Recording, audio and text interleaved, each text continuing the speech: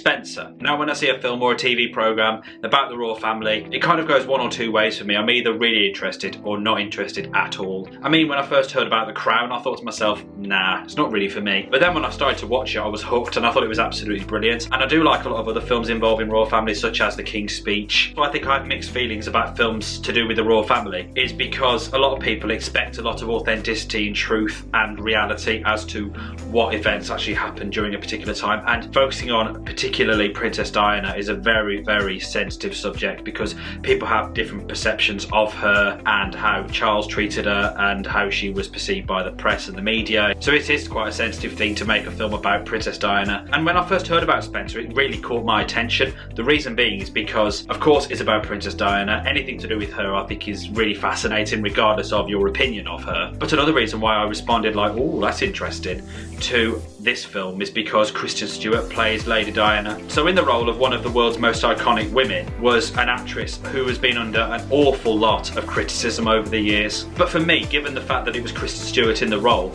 it felt for me an opportunity for Stewart to show a lot more transparency to her performance and how she has matured as a performer. And I thought to myself, this will be make or break for her. And she certainly set the bar, and expectations were massively high. So Spencer is set during a time when Princess Diana and Prince Charles's marriage was truly on its knife edge. And Diana is spending her Christmas holidays at the Queen's Sandringham estate in Norfolk. Whilst there, her mental health problems become more apparent than ever as she questions her decision to finalise a divorce from Charles. Now when you think about Princess Diana and Prince Charles' marriage over the years, whether you're a journalist in the press, or if you are a filmmaker adapting their story, or if you're just the average Joe on the street, this film explores a specific time period, but I think it's something that's really interesting because it kind of twists it in a very fictionalized kind of way, and sometimes that can be very good cinematically. But in a lot of biopics and, you know, true stories, you want something that's true and something that's at least authentic to what could have happened at that particular time. And Spencer reminded me a lot of The Iron Lady and Jackie, because those two are also films that focus on a key figure either within the royal family or in politics. And we follow her story as she either climbs through the ranks or how she deals with the perception of how people understand her in the press, in the public, etc. So in many respects, this film was more of a character study than a biographical drama. It was focusing particularly on character rather than narrative, because it did have a lot of fictionalized elements in it that did make a lot of reference to past monarchs such as Henry VIII and Anne Boleyn. And it was like a psychological drama because Diana, as we know, had mental health problems during that particular time, but it was almost exaggerated. It was almost like a semi-horror story. She's portrayed as someone who has genuine struggles, and that is explored in some detail in this film, such as her struggles with bulimia and her being a mother to William and Harry, despite being the wife of a future monarch. But despite this though, it used a portion of Diana's life in the film, but I just felt on occasions it added the information, but it didn't capitalise on it enough to create enough depth to the character to make us either feel empathy or compassion towards her. I think the best way I would describe at least the narrative structure is that it was very one-dimensional, because it focused on Diana and being emotional, but it just didn't capitalise on the ideas as to why. It was just on her, not her surroundings, and that's what I think they missed an opportunity on here. And judging from the title and the posters, artworks, marketing promotions, etc.,